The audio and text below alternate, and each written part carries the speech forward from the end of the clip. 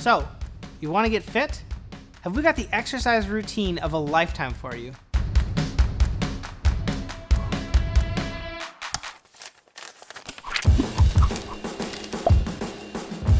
Brought to you by our friends at LensProToGo. This is the Black Magic Ursa. Before we dive into our thoughts having used this camera for the last week, we want to set something straight right away. This is not a run-and-gun camera, but not by fault, by design. Black Magic has created a pretty interesting all-in-one camera package for controlled shooting environments. Unlike most cameras, which come with a brain but rely heavily on peripherals and accessories, monitors, audio recorders, etc., the Ursa takes a different approach. It's an all-in-one, out-of-the-box and ready-to-go system. And by that I mean, for the most part, what you'll need either as a one-person band or as a team is built into the camera and ready to go. Whether you're filming feature films, television spots, or docs, if you're in a controlled environment, the Ursa is a pretty interesting option for your next production. Here are 5 favorite features about the Black Magic Ursa. Ursa is built with workstations in mind. The idea with these workstations is that the camera is broken up into zones which correlate to different roles on set. On one side, you've got the DP station. Here, you've got 2 monitors and all of the controls and readouts that you'll need to not only ensure a beautiful image, but also great audio. You've got histogram, zebras, peaking, waveforms, timecode, etc. all right there and easily accessible by just a few key buttons. On the other side, you've got your camera assist and your audio station.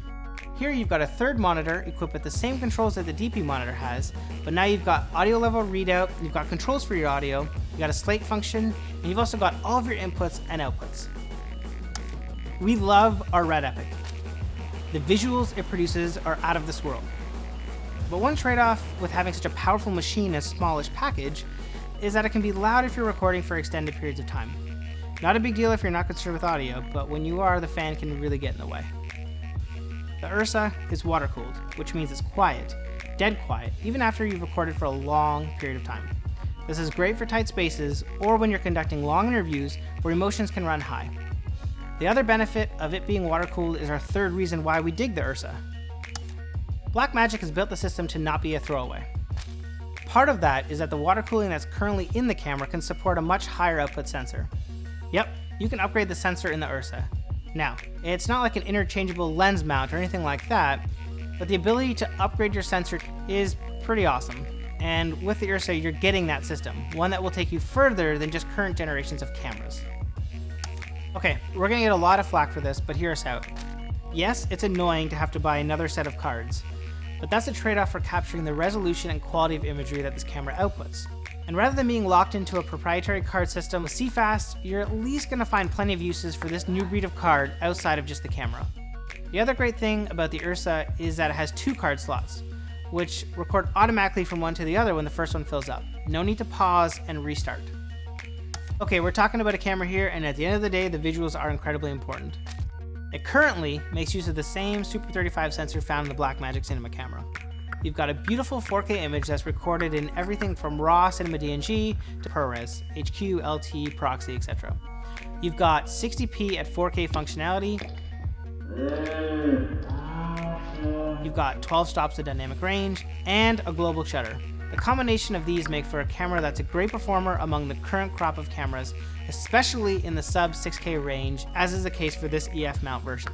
Defining a camera's look is always tough and very subjective, but we found the Ursa to have a very natural and human look. It doesn't look overly digital or artifacty. Overall, you're going to be very impressed with the visuals that this camera outputs. The Ursa is not without faults, as are all cameras, and here are the 3 that we feel are most important as you look to rent or buy this camera. As we mentioned earlier, this is a controlled environment camera, and one of the biggest reasons why we feel it is this way is because it doesn't do well in low light. This isn't a deal breaker by any means, as if you can control your set and your setup of lights or modifiers, this camera performs beautifully. But when that isn't an option, this isn't the camera you're going to want to pick up. And speaking of picking up, it's heavy. Even though it's not meant to be a run-and-gun camera, it's still heavy to lug around and set up. And even more, it does require stabilizers capable of supporting its 16-pound camera-only weight. Add on a battery, a lens, a matte box, etc., and you've got a 20-pound plus camera package. That's going to rule out a lot of your setups, your tripods, your sliders, your Movi, etc., that support the cameras you typically use or rent. It's designed to be an all-in-one system, except they left out a pretty important component. an EVF. You cannot make use of the 10-inch screen when it's shoulder mounted, which means you're gonna need to make use of an external viewfinder of some sort. Now, they've included the SDI and power for one, which is great, but if they're gonna make a true out-of-the-box solution, I would have loved to have seen it complete. All in all, we're glad to see this camera hit the market. It's a unique approach and one that's very practical for several types of shoots, and it's all available for a pretty reasonable price when compared to other 4K RAW cameras. Would we own this camera? Probably not. We don't shoot, personally, in enough controlled environments to really make use of the feature set. But as a rental option at LensProToGo, it's certainly something we're going to consider on a project-by-project basis.